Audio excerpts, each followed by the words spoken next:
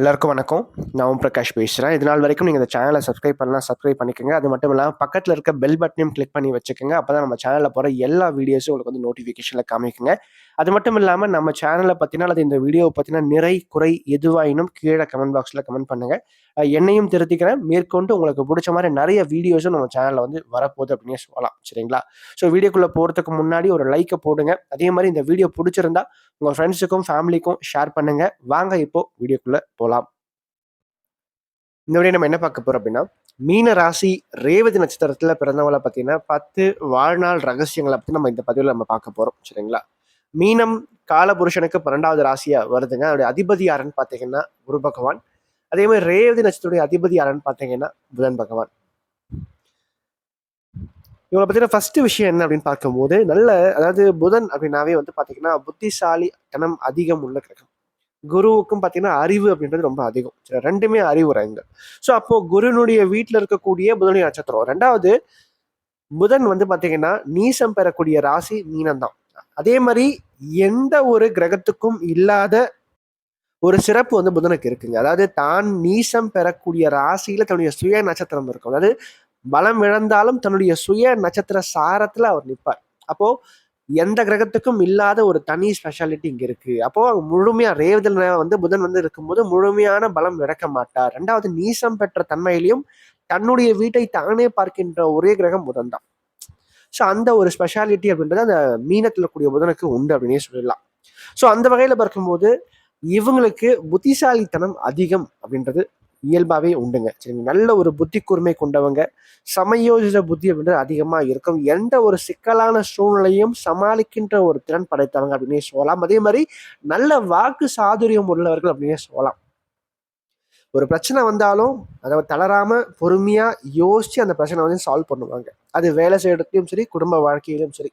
So அந்த அளவுக்கு நல்ல ஒரு புத்தி கூர்மை கொண்டவங்க அப்படின்னு சொல்லலாம். 2வது விஷயம், நீதி, நேர்மைக்கு அதிகமான முக்கியத்துவம் தருகின்ற நபர்களா இவங்க வந்து இருப்பாங்க. அதே மாரி இரக்க சுபாவம் சற்று அதிகம் கொண்டவங்க அப்படின்னு சொல்லலாம். ஏன்னா குருவினுடைய வீடு சரிங்களா? தனுசும் குருவோட வீடு தான், மீனமும் குருவோட வீடு தான். இந்த இடத்துல புதனுடைய நட்சத்திரங்கள் இருக்கிறனால, பாத்திரம் மருந்து பிச்சை எடுன்னு சொல்லுவாங்கல்ல, அது இவங்களுக்கு சரியாகவே பொருந்தி வரும் அப்படின்னே சொல்லலாம். நல்ல ஒரு ஹெல்பிங் மைண்டட் பெர்சன் அப்படின்னே சொல்லலாம் இவங்கள பொறுத்தவரைக்கும். 3வது விஷயம் அப்படின்னு பார்க்கும்போது, எந்த ஒரு பாகுபாடும் இன்றி, அதாவது ஏழை, பணக்காரன் சொல்லிட்டு எந்த ஒரு பாகுபாடும் இல்லாம எல்லோரிடமும் வந்து எளிமையாகவும், இனிமையாகவும் பழகக்கூடியவங்க அப்படின்னே சொல்லலாம். அதே மாரி சுதந்திரவாதிகள் அப்படின்னே சொல்லலாம். கொஞ்சம் இண்டிபெண்டன்ட் பெர்சன் அப்படின்னே சொல்லலாம் இவங்கள பொறுத்தவரைக்கும். இவங்கள பெரும்பாலும் இவங்கள வந்து யாராச்சும் கண்ட்ரோல் பண்ணா இவங்களுக்கு பிடிக்காது. இவங்கள இவங்கள போக்குல நீங்க விட்டீங்கன்னா சிறப்பா இருக்கும். கண்ட்ரோல் பண்ணி ட்ரை பண்ணா கண்டிப்பா நீங்க இவங்க கிட்ட பகைமையை வளர்த்துப்பீங்க அப்படின்னு சொல்லலாம். அதாவது யாராச்சும் இவங்களை வந்து நீ இதை பண்ணு அதை பண்ணுன்னு சொல்லிட்டு அந்த கண்ட்ரோல் பண்ணி இதை செய் அதை செய்ன்னு சொல்லிட்டு சொன்னா இவங்களுக்கு பிடிக்காது. இவங்க இஷ்டத்தை நீங்க விட்டீங்கன்னா கரெக்டா சரியா ஒரு வேலையை நீங்க கொடுத்தீங்கன்னா செஞ்சு முடிச்சிருவாங்க. அடுத்து 4வது விஷயம் நீங்க பார்க்கும்போது ரகசியங்கள் பெரும்பாலும் இவங்க கிட்ட தங்காதுங்க. சரி, ஏன்னா காலபுருஷனுக்கு 12வது ராசி சரிங்களா? ரகசியங்கள் இதெல்லாம் சொன்னா கூட அது அப்படியே டக்குன்னு வெளியே போயிடும். அது மட்டும் இல்லாம சூழலுக்கு ஏற்ப தன்னை வந்து மாற்றிக்கொள்ளக்கூடியவங்க. அதாவது ஒரு காலகட்டத்துக்கு ஏத்த தன்னை வந்து தன்னுடைய மூளைய வந்து அப்டேட் பண்ணிப்பாங்க. ஒரு புது டெக்னாலஜி ஏதாவது வருது அப்படின்னாவே கொஞ்சம் அதை வந்து தெரிஞ்சுப்பாங்க, அப்டேட் பண்ணிப்பாங்க. ஸோ அப்போ அந்த காலத்திற்கு ஏற்றவாறு தன்னை வந்து தகவமைத்து தன்னை மாற்றிக்கொள்ளக்கூடியவங்க இந்த ரேவதியில பிறந்தவங்க அப்படின்னு சொல்லலாம். அதே மாதிரி 5வது விஷயம் பார்க்கும்போது பல துறையில இவங்களுக்கு வந்து அந்த நாலேஜ் ஆனது இருக்குங்க. அதாவது இவங்க ஒரு ஃபீல்ட்ல இருக்காங்கன்னா அந்த ஃபீல்ட்ல இவங்க தான் ராஜாவா இருப்பாங்க. நிறைய விஷயங்கள் தெரிந்து வச்சிருப்பாங்க அந்த ஃபீல்ட்ல. ஆனா அந்த துறையை தவிர்த்து மற்ற துறைகளிலும் பார்த்தீங்கன்னா, உங்களுக்கு வந்து அந்த ஒரு நாலேட்ஜ், ஒரு அறிவு அப்படின்றது கண்டிப்பாக இருக்கும். ஏன்னா, புதன் புத்திசாலித்தனம் சரிங்களா? எல்லா இடத்துலயும் எட்டி பார்க்கும். சரிங்களா? அப்ப எல்லா இடத்துலயும், எல்லா துறையிலயும் எட்டி பார்ப்பாங்க. அந்த நுனிப்புல் மேய்ஞ்சா போல அந்த அறிவானது இருக்கும். லேசா லைட்டா எல்லா பக்கமும் டச் பண்ணி விட்டு வந்துருவாங்க, எல்லா ஃபீல்ட்லயும். அப்போ இவங்க வந்து ஒரு ஐடி ஃபீல்ட்ல ஒர்க் பண்ணா கூட, மெடிக்கல் சம்மந்தப்பட்ட விஷயங்களும் இவங்களுக்கு தெரிஞ்சிருக்கும். ஸோ அதுதான் இந்த புதன் தருகின்ற ஒரு அறிவு அப்படின்னே சொல்லலாம். அதற்கு அடுத்து வந்து பார்த்தீங்கன்னா குடும்பத்தின் மீதும், நண்பர்கள் மீதும் அதிகமான அன்பும், பாசமும் வைக்கக்கூடியவங்க அப்படின்னே சொல்லலாம். பாசத்துக்கு இவங்க அடிமை அப்படின்னே சொல்லலாம். அது மட்டும் இல்லாம, தன்னையும், தன்னை சுற்றி இருக்கக்கூடிய இடத்தையும் வந்து பார்த்தீங்கன்னா, மகிழ்ச்சியா வச்சிருப்பாங்க. தன்னை சுற்றி இருக்கிற நபர்களையும் மகிழ்ச்சியாக வைத்திருப்பாங்க அப்படின்னே சொல்லலாம். சரிங்களா? இடத்தையும், நபர்களையும் வந்து எப்பவுமே ஒரு கலகலப்பா வச்சுட்டு இருப்பாங்க இவங்க. அது மட்டும் இல்லாம, இதுல புத்தி கூர்மை அப்படின்றது கொஞ்சம் அதிகம் அப்படின்றனால, கொஞ்சம் சந்தேக எண்ணமும் இவங்ககிட்ட சற்று அதிகமாக இருக்கும். அது வந்து எச்சரிக்கையா எடுத்துக்கலாம். நீங்க சந்தேகம் அப்படின்றத விட ஒரு எச்சரிக்கை மனப்பான்மை அப்படின்றது இவங்ககிட்ட கொஞ்சம் அதிகமாக இருக்கும். அதுக்கடுத்து 7வது விஷயம் அப்படின்னு பார்க்கும்போது நல்ல கற்பனை வளம் கொண்டவங்க அப்படின்னே சொல்லலாம். சரிங்களா? எந்த ஒரு விஷயத்தையும் வந்து பார்த்தீங்கன்னா, ஒரு மாற்று கோணத்துல சிந்திக்கிறது.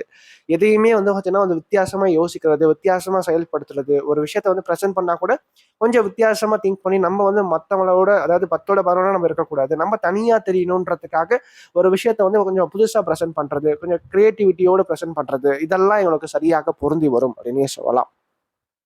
அதுக்கடுத்து 8வது விஷயம் அப்படின்னு பார்க்கும்போது பார்த்தீங்கன்னா, கண்மூடித்தனமான நம்பிக்கை அப்படின்றது பெரும்பாலும் யார் மேலயும் வைக்க மாட்டாங்க. சரிங்களா? நல்லா யோசிச்சு, அதன் பிறகு தான் வந்து ஒரு காரியத்தையும் செய்வாங்க. யாரையும் நம்புவாங்க இவங்க. அது மட்டும் இல்லாம, கொஞ்சம் சாதுரியத்தனம் அப்படின்றது கொஞ்சம் அதிகமா இருக்கும். ஏன்னா, புதனுடைய நட்சத்திரம் அப்படின்றதுனால கொஞ்சம் புத்தி கூர்மை அதிகமா இருக்கும். எதையுமே கொஞ்சம் சாமர்த்தியமாகவும், சாதுரியமாகவும் எந்த ஒரு செயலையும் செய்வாங்க, செயல்படுவாங்க அப்படின்னே சொல்லலாம். அதே மாரி மத்தவங்களுக்கு அட்வைஸ் பண்றதுல கெட்டிக்காரங்க அப்படின்னே சொல்லலாம். அதாவது இவங்க மத்தவங்களுக்கு நல்லாவே அட்வைஸ் பண்ணுவாங்க. மத்தவங்க எதனா சொன்னா கேட்டுப்பாங்க. கேட்டுட்டு தனக்கு எது சரின்னு தோணுதோ அதுதான் இவங்க வந்து பண்ணுவாங்க அப்படின்னே சொல்லலாம். அது மட்டும் இல்லாம பெரும்பாலும் மீனம், ரேவதியில பிறந்தவங்களுக்கு பார்த்தீங்கன்னா, இந்த வேலைக்கு போறத விட சுயதொழில் செய்யணுன்ற ஒரு எண்ணமே இவங்ககிட்ட கொஞ்சம் மேலோங்கி இருக்கும். ஏன்னா இவங்களுக்கு எல்லாமே தெரியும். எல்லா கெப்பாசிட்டியும் இவங்ககிட்ட இருக்கு. சரி நல்ல நாலேட்ஜபிளான ஒரு பெர்சன் இவங்க. சரிங்களா? அதாவது நல்ல அறிவுபூர்வமான பெர்சன் இவங்க. ஸோ அப்படி இருக்கும்போது என்கிட்ட எல்லா திறமையும் இருக்கு. நான் ஏன் மத்தவங்க கீழ வேலை செய்யணும்? நான் 10 பேருக்கு வேலை குடுக்குறேன் அப்படின்ற மாதிரியான ஒரு எண்ணம் இவங்ககிட்ட அதிகமாக ஓடிட்டு இருக்கும். அது வந்து இவங்க சுய ஜாதகப்படி இருக்கின்ற கிரகநிலைகள் 10ஆம் இடம் எப்படி இருக்கு அப்படின்றத பொறுத்து அவங்க தொழில்ல சாதிப்பாங்க. அல்லது 10ஆம் இடம் பலம் இழந்தவங்களுக்கு பார்த்தீங்கன்னா, அந்த வாழ்க்கை முழுக்க அந்த சுயதொழில் செய்யணுன்ற ஒரு எண்ணம் மட்டுமே ஓடிட்டு இருக்கும். வேலைக்கு போயிட்டு இருப்பாங்க. ஆனா பின்னாடி பிசினஸ் பண்ணணுன்ற ஒரு எண்ணம் மட்டுமே ஓடிட்டு இருக்கும். ஆனா அதற்கான எந்த ஒரு முயற்சியும் எடுக்க மாட்டாங்க. ஸோ இப்படிப்பட்ட ஒரு தன்மைகள் இருக்கு. அது 10ஆம் பாவத்துடைய நிலையை பொறுத்து தான் உங்க ஜாதகத்தை பொறுத்து தான் தீர்மானம் ஆகும். அடுத்து 9வது விஷயம் அப்படின்னு பார்க்கும்போது, நல்ல தெளிந்த ஒரு நீரோடை போன்றவங்க இவங்க. சரிங்களா? அந்த அளவுக்கு மனதும் சரி, அறிவும் சரி தெளிவா இருக்கும் அப்படின்னே சொல்லலாம். அதே மாரி பெரும்பாலும் மீனம், ரேவதியில பிறந்தவங்களுக்கு இந்த திருமண வாழ்க்கை கொஞ்சம் திருமணத்துக்கு பிறகு பார்த்தீங்கன்னா, அந்த தாயா, தாரமா அப்படின்றதுல ஒரு சின்ன சின்ன சிக்கல்கள வாழ்க்கையில அதிகமா சந்திக்கிறாங்க இவங்க. சரிங்களா? அதாவது ஏன்னா 4ஆம் இடம், 7ஆம் இடம் 2மே அதிபதி யாருன்னா புதன் தான். அவர் பாதகாதிபதியா வருவார். சரிங்களா? பொதுவா உபய லக்னங்களுக்கு 7ஆம் இடம் பாதகஸ்தானமா வரும். சரிங்களா? அந்த வகையில பார்த்தீங்கன்னா, மீனத்துக்கு 7ஆம் வீடு வரக்கூடிய புதன் பாதகாதிபதியா வரதுனால, திருமணத்திற்கு பிறகு தாயா, தாரமா அப்படின்றதுல இவங்க நெறைய சிக்கல்கள வாழ்க்கையில சந்திக்கிறாங்க. ஒண்ணு அம்மாவுக்கு சப்போர்ட் பண்ணா, மனைவி வந்து பார்த்தீங்கன்னா எதிரியா மாறுவாங்க. மனைவிக்கு சப்போர்ட் பண்ணா, அம்மா கிட்ட வந்து பார்த்தீங்கன்னா, அந்த கருத்து வேறுபாடுகள், அந்த ஒரு இணக்கம் அப்படின்றது குறையும் அப்படின்னே சொல்லலாம். இது வந்து 100ல 90% இந்த விஷயமானது பொருந்தி வரும். சுயஜாதத்துல 7ஆம் இடம் நல்லா இருக்கிறவங்களுக்கு மட்டுமே இந்த பலன்களானது ஒரு மாற்றம் பெறும் அப்படின்னே சொல்லலாம். அதோட தாய்ப்பாசம் சற்று அதிகம் கொண்டது. ஏன்னா, அம்மா அப்படின்னாவே வந்து பார்த்தீங்கன்னா, கண்ணுல இருந்து தண்ணி வரும். அந்த அளவுக்கு தாய்ப்பாசமும் அதிகம் கொண்டவங்க தான் இவங்க. அடுத்து கடைசியா 10வது விஷயம் எப்படி பார்க்கும்போது, கழுவுற மீன்ல நழுவுற மீன் சொல்லுவாங்க பார்த்திருக்கீங்களா? அது இவங்க தான். அழகா ஒரு ஒரு பெரிய பிரச்சனை இருக்கு. ஒரு பெரிய ப்ராப்ளம் வருதுன்னா, அழகா கழண்டுப்பாங்க அந்த பிரச்சனையில இருந்து. அந்த அளவுக்கு நல்ல புத்திசாலித்தனம், நல்ல சாதுரியம் கொண்டவங்க இவங்க அப்படின்னே சொல்லலாம். சரிங்களா? அதாவது அந்த ஒரு பிரச்சனைய வந்து எப்படி சமாளிச்சு வெளிய வந்துரலாம், அல்லது அதுலருந்து அப்படியே எப்படி நழுவி வந்துரலாம்ன்னு சொல்லிட்டு இவங்ககிட்ட தான் நீங்க கத்துக்க முடியும்.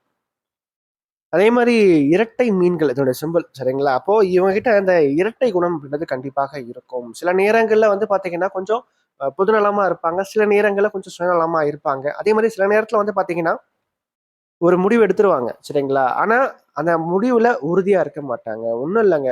சும்மா ஒரு நண்பர்களோட சேர்ந்து ஒரு ட்ரிப்ப வந்து நீங்க பிளான் பண்றேன்னு வச்சுக்கங்களேன். ஒரு 1 வாரத்துக்கு முன்னாடி நீங்க சொல்லிடுறீங்க. போலாம் அப்படின்னு சொல்லிட்டு வரேன்னு சொல்லுவாங்க. கரெக்ட்டா ட்ரிப்புக்கு ஒரு 2 நாளைக்கு இல்ல 3 நாளைக்கு முன்னாடி ஃபோன் பண்ணி சொல்லுவாங்க. இல்ல நான் வரல அப்படின்னு சொல்லிட்டு.